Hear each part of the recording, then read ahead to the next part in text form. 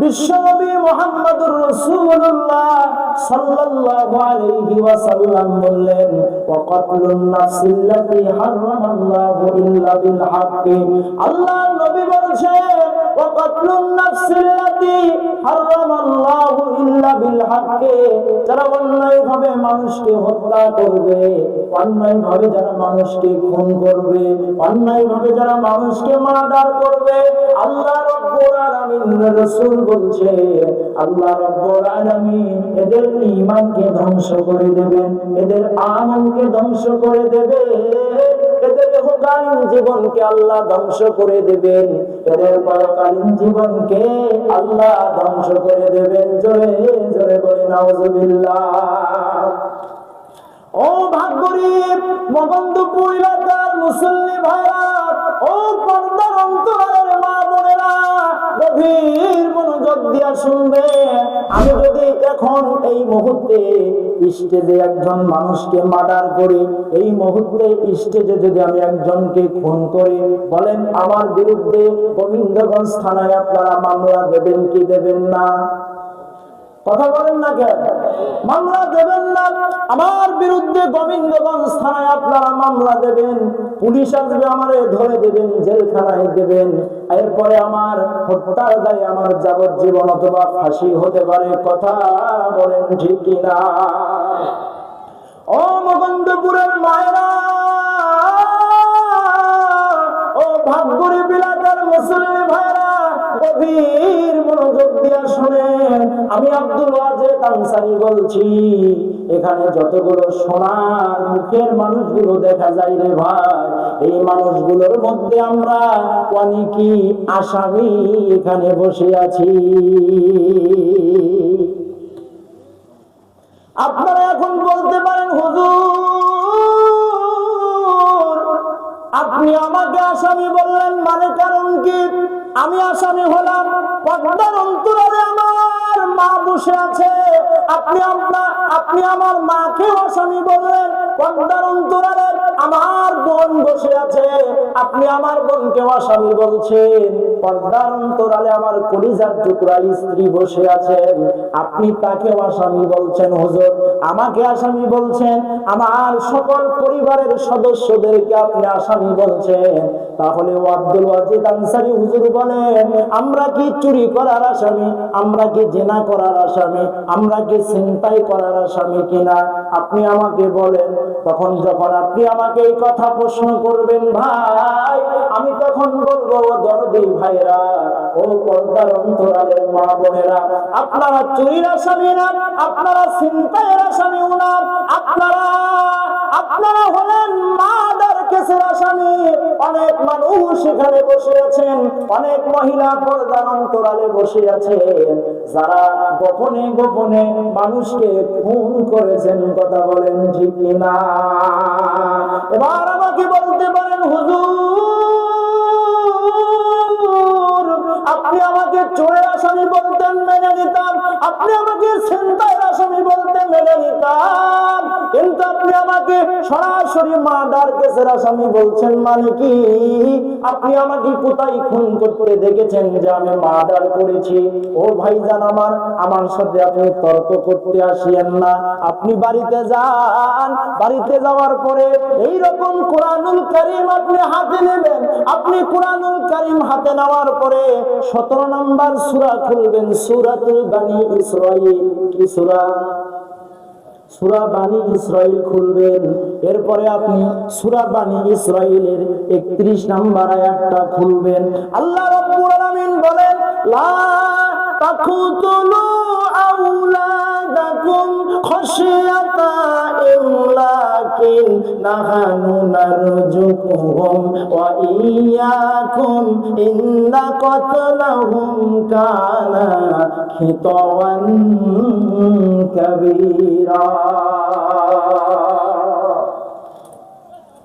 আল্লাহ পাক বলেন, লা তাকতুলু আওলাদাকুম খাশিয়াতা ইমলাকিন নাহানু নারযুকুহুম ওয়া ইয়্যাকুম ইন্না কাতলাহুম কানা খিতাওয়ান কাবীরা। আল্লাহ পাক বলছেন, বিশ্বে যুগের মুসলমানরা তোমরা কান পেতে শোনো, আল্লাহ রাব্বুল আলামিন বলছেন লা তাকতুলু আওলাদাকুম খাশিয়াতা ইমলাকিন, খবরদার তোমরা তোমাদের সন্তানগুলোকে খাওয়ানোর ভয়ে হত্যা করবা না। আল্লাহ পাক বলছেন তোমরা তোমাদের সন্তানগুলোকে বাসস্থান দেওয়ার ভয়ে হত্যা করবা না, তোমরা তোমাদের সন্তানগুলোকে চিকিৎসা দেওয়ার ভয়ে হত্যা করবা না। আল্লাহ রাব্বুল আলামিন সুবহানাহু ওয়া তাআলা বলছেন আমি আল্লাহ তোমাকে যেমন খাওয়াই তোমার সন্তানদেরকেও আমি আল্লাহ তেমনই ভাবে খাওয়াবো। জোরে বলি সুবহানাল্লাহ। আল্লাহ পাক বলছেন কতলা কানা খিতওয়ান কাবীরা, কারণ সন্তান হত্যা করা হলো গুনাহে কাবীরা, সন্তান হত্যা করা হলো বড় গুনাহ। প্রিয় দিনী ভাইরা আমার, আল্লাহ রাব্বুল আলামিন সূরা বনী ইসরাঈলের মধ্যে বলছেন তোমরা তোমাদের সন্তানগুলোকে খাওয়ানোর ভয়ে হত্যা করবা না, চিকিৎসা দেওয়ার ভয়ে হত্যা করবা না, বাড়ি গাড়ি দেওয়ার ভয়ে হত্যা করবা না। এবার আপনারা খেয়াল করেন রে ভাই, স্বামী আর স্ত্রী আপনারা আনন্দ করলেন, স্বামী স্ত্রী ফুর্তি করলেন, স্বামী স্ত্রীর মধ্যে প্রেম নিবেদন ভালোবাসা আপনারা করলেন, এরপর আপনার দ্বারা আপনার স্ত্রীর পেটে সন্তান আসলো। এবার স্বামী আর স্ত্রী মিলে আপনারা পরামর্শ করলেন এই সন্তানকে নেওয়া যাবে না, কারণ কেবল 1 বছর 2 বছর হিনে বিয়ে করছি, কেবল 1 বছর হচ্ছে একটা সন্তানের বয়স, আবার দ্বিতীয় আর একটা পোলানা মাইয়া আসছে, অতএব এই সন্তানকে নেওয়া যাবে না। স্বামী আর স্ত্রী আপনারা চুক্তি করলেন এই সন্তানকে নেওয়া যাবে না। এবার আপনি ডাক্তারের পরামর্শ মোতাবেক আপনার স্ত্রীর পেটের মধ্যে সন্তান ট্যাবলেট খাওয়ানোর মাধ্যমে আপনি হত্যা করলেন, আপনার পেটের মধ্যে আপনার স্ত্রীর সন্তান আপনি ইনজেকশন করার মাধ্যমে সন্তানকে হত্যা করলেন, আপনার স্ত্রীর পেটের মধ্যে সন্তান আপনি ওয়াশ করার মাধ্যমে পেটের মধ্যে সন্তানকে আপনি হত্যা করলেন। আল্লাহ পাক বললেন লা তাকতুলু আওলাদাকুম খাশিয়াতান ইমলাকিন, খবরদার তোমরা তোমাদের সন্তানগুলোকে হত্যা করবা না, খাওয়ানোর ভয়ে হত্যা করবা না, চিকিৎসা দেওয়ার ভয়ে হত্যা করবা না, বাসস্থান দেওয়ার ভয়ে হত্যা করবা না। কিন্তু আপনি স্বামী আর স্ত্রী পরামর্শ করে আপনার স্ত্রীর পেটের মধ্যে সন্তানকে হত্যা করলেন। এবার আপনারা বলেন দেখি আপনারা হত্যার আসামি হলেন কি হলেন না? পেটের মধ্যে 3 মাসের সন্তান নষ্ট করা যে জিনিস, এখন এই মুহূর্তে আমাকে গুলি করে হত্যা করা সেই জিনিস। কথা বল না কেন? আমাকে গুলি করে এখন যদি আপনি হত্যা করেন আসামির কাঠগড়ায় দাঁড়াতে পারেন, আপনি আপনার সন্তানকে 3 মাস 2 মাস 4 মাসের সন্তান পেটের মধ্যে নষ্ট করে আপনি খুনের আসামি হয়ে গেলেন। দুনিয়াতেও যদি খুনের আসামি আপনি না হন, কিয়ামতের ময়দানে আল্লাহর কাঠগড়ায় আপনি খুনের আসামি হিসেবে দাঁড়ায়া যাবে। প্রিয় ভাইরা আমার, আল্লাহ সুবহানাহু ওয়া তাআলা কোরআনুল কারীমের মধ্যে আল্লাহ রাব্বুল আলামিন 31 নম্বর সূরা সূরাতুত তাকবীরের 8 এবং 9 নম্বর আয়াত, 81 নম্বর সূরা সূরা তাকবীর 8 এবং 9 নম্বর আয়াত আল্লাহর কোরআন বলছে কি শুনুন। আল্লাহ বলছেন ওয়া ইযাল মাউউদাতুন সুইলাত বিআইয়ি জামবিন কুতিলাত। জোরে বলেন আল্লাহু আকবার। আল্লাহ রাব্বুল আলামিন বলেন যাকে তুমি পেটের মধ্যে নষ্ট করেছো 3 মাসের সন্তান, 4 মাসের সন্তান যাকে তুমি পেটের মধ্যে নষ্ট করে ফেলে দিয়েছো, 5 মাসের সন্তান পেটের মধ্যে ইনজেকশন করে ওয়াশ করে বড়ি খিলানোর মাধ্যমে সন্তানকে দুনিয়া থেকে হত্যা করেছো, তুমি বাবা হিসেবে খুনের আসামি হয়েছো, মা হিসেবে খুনের আসামি হয়েছো।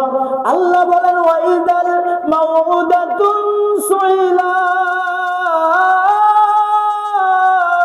কিয়ামতের ময়দানে আল্লাহ রাব্বুল আলামিন ওই হত্যা হওয়া সন্তানকে কিয়ামতের ময়দানে আল্লাহ জিন্দা করবেন। জোরে বলি সুবহানাল্লাহ। যাকে আপনি 4 মাস বয়সে 3 মাস বয়সে ও পর্দার অন্তরালের মা বোনেরা যাকে আপনি পেটের মধ্যে হত্যা করেছেন, আল্লাহ ওই মাসুম সন্তানকে ডাক দিয়া বলবে বিআইয়ি যামবিন কুতিলাত, বড়রে বড় মাসুম সন্তান, তোমার বাবা তোমাকে কি কারণে হত্যা করলো? ও মাসুম সন্তান, কি কারণে তোমার বাবা তোমারে হত্যা করলো? কি কারণে তোমার মা তোমাকে হত্যা করলো? কি কারণে তোমাকে দুনিয়ার মুখ দেখতে দিল না? তুমি তোমার মায়ের সাথে কি অন্যায় করেছিলে? বাবার সাথে কি অন্যায় করেছিলে? যেই জন্য তোমার বাবা তোমাকে দুনিয়ার মুখ দেখতে দিল না, তোমার মা তোমাকে দুনিয়ার মুখ দেখতে দিল না, তোমার মুখ দিয়ে আমার জিকির করতে দিল না, তোমার মুখ দিয়ে আমার প্রশংসা করতে দিল না। ও মাসুম সন্তান, বলো রে বলো বলো, তুমি তোমার মায়ের সাথে কি অন্যায় করেছিলে? বাবার সাথে কি অন্যায় করেছিলে? যার জন্য তোমার মা, যার জন্য তোমার বাবা দুনিয়ায় আসার আগেই তোমাকে দুনিয়া থেকে হত্যা করে পরপারে পাঠাই দিল। সাবধান হয়ে যান, সাবধান হয়ে যান। সন্তান হত্যা করেছেন মানে ওই সন্তান কিয়ামতের মাঠে আল্লাহর সাথে কথা বলবেন, আল্লাহর সাথে কথা বলবেন, আল্লাহর সাথে কথা বলবেন। আল্লাহ রাব্বুল আলামিনকে ওই সন্তান বলবে, আল্লাহ আমি আমার মায়ের সাথে কোনো অন্যায় করি নাই, আমার বাবার সাথে আমি কোনো অন্যায় করি নাই। আমার মা আর আমার বাবা দুইজন আনন্দ করলো, ফুর্তি করলো।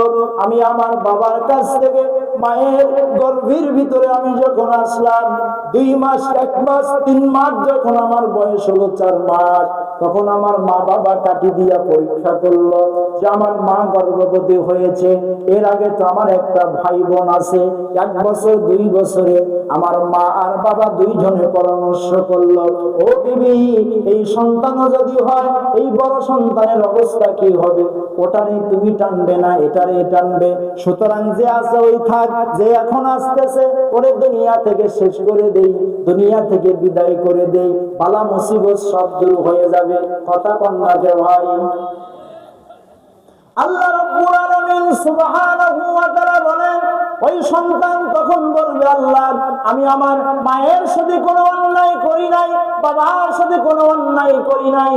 আল্লাহ আমি তোমার দরবারে আমি আমার মায়ের বিরুদ্ধে বাবার বিরুদ্ধে আজকে আসামির কাঠগড়ায় দাঁড়াইয়া ওই মা বাবাকে আমি তুলতে চাই। যে মা যেই বাবা আমাকে দুনিয়ার মুখ দেখতে দিল না, যেই মা যেই বাবা আমাকে তোমার ইবাদত করতে দিল না, আল্লাহ তুমি ওই মা বাবাকে জাহান্নামের আসামি বানাও। আল্লাহ রাসূল বলেছেন ওই সন্তানের সাক্ষীতে কিয়ামতের ময়দানে ওই মা বাবাকে ফেরেশতারা টানতে টানতে হেসরাইতে হেসরাইতে জাহান্নামে নিয়ে যাবে। সন্তান হত্যা করেছেন মানে ওই সন্তান কিয়ামতের ময়দানে আসামির কাঠগড়ায় আপনাকে তুলবেন, আপনার স্ত্রীরে তুলবেন, আপনাকে জাহান্নামে পাঠায়া দেবেন। ও দরদি মায়েরা আমার, আর যাদের ছোট্টবেলায় সন্তান মারা যায়, বিশ্ব নবীজি বলছেন নাসাই শরীফের 1879 নম্বর হাদিস, হযরতে আবু হুরায়রা রাদিয়াল্লাহু তাআলা আনহু বলেন, যাদের ছোট্টবেলায় যাদের সন্তানগুলা মারা যায়, 1 বছর 2 বছর 3 বছর 4 বছর 5 বছর 6 বছর 7 বছরের সন্তান যাদের মারা যায়, বিশ্ব নবী মুহাম্মদুর রাসূলুল্লাহ বলেন এই সন্তানগুলোকে আল্লাহ রাব্বুল আলামিন কিয়ামতের ময়দানে, মেহশারের ময়দানে, তাকাসুরের ময়দানে, জিলজালের ময়দানে, ইয়াউমুল ফাসালের ময়দানে আল্লাহ রাব্বুল আলামিন ওই সন্তানগুলোকে বলবেন, ইয়াকুলু লাউ দুখুলুল জান্নাত, ও মাসুম সন্তানেরা তোমরা আল্লাহর জান্নাতে যাও, তোমরা কেন অপেক্ষা করছো? তোমরা তো দুনিয়ায় নিষ্পাপ অবস্থায় দুনিয়া থেকে বিদায় হয়েছো, সুতরাং তোমাদের ঠিকানা হলো আল্লাহর জান্নাত, তোমরা আল্লাহর জান্নাতে যাও। মাসুম সন্তানেরা বলবে ফায়াকুলু হাত্তা ইয়াদখুলা আবাউনা, আমরা তো আমাদের মা বাবাকে ছাড়া আল্লাহর জান্নাতে যাব না। জোরে জোরে বলি সুবহানাল্লাহ। ভাইরা আমার, সন্তান যাকে নষ্ট করেছেন ওই সন্তান আপনাকে কোথায় নিয়ে যাবে? জাহান্নামে নিয়ে যাবে। আর ছোটবেলার সন্তান মারা গেলে এমনি যদি মারা যায়, বিশ্ব নবীজি বলছেন ওই সন্তানকে আল্লাহ জান্নাতে যাওয়ার জন্য বলবেন। ওই সন্তান বলবে, আল্লাহ আমি জান্নাতে যাব না যতক্ষণ না আমি আমার মাকে জান্নাতে না নিয়ে যেতে পেরেছি, যতক্ষণ না আমি আমার বাবাকে জান্নাতে না নিয়ে যেতে পেরেছি, ততক্ষণ পর্যন্ত আমি সন্তান আল্লাহর জান্নাতে যাব না। জোরে বলেন সুবহানাল্লাহ। আল্লাহ পাক বলবেন ফায়াকালু উদখুলুল জান্নাতা আনতুম ওয়া আবাউকুম, ও মাসুম সন্তান, আমি আল্লাহ তোমার আরজুটা কবুল করে নিলাম, আমি আল্লাহ তোমার ঘোষণা দিলাম, যাও যাও যাও, তুমি তোমার মা বাবাকে সঙ্গে নিয়ে আল্লাহর জান্নাতে চলে যাও। জোরে বলে সুবহানাল্লাহ।